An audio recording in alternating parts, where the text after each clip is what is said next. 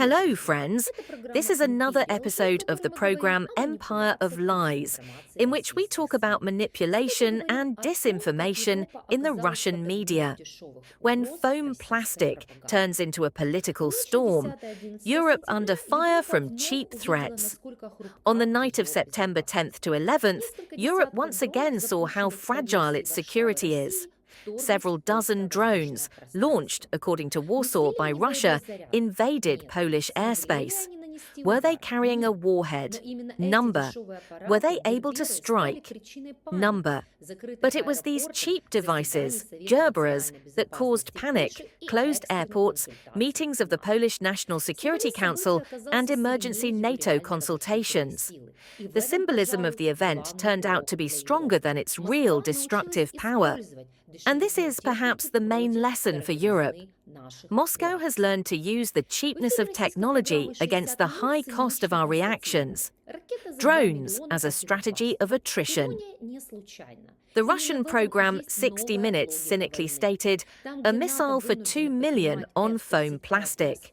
The irony is not accidental. This is the new logic of war. Where NATO is forced to launch F-35s and spend missiles worth hundreds of thousands of euros each, a toy object with a cost price of several $100s is launched. This is not just a military provocation, this is an economic attack. The war of attrition is being waged not only at the front, but also in the financial reports of the Ministry of Defense. NATO is escalating tensions on the eastern flank. Poland and Latvia have closed their borders with Belarus and the sky above them.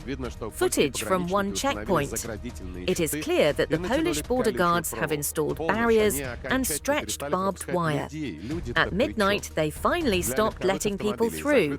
What does this have to do with people? The Tiraspol-Brest crossing is closed for cars. For trucks, the Kukuriki-Kozlovice crossing is closed.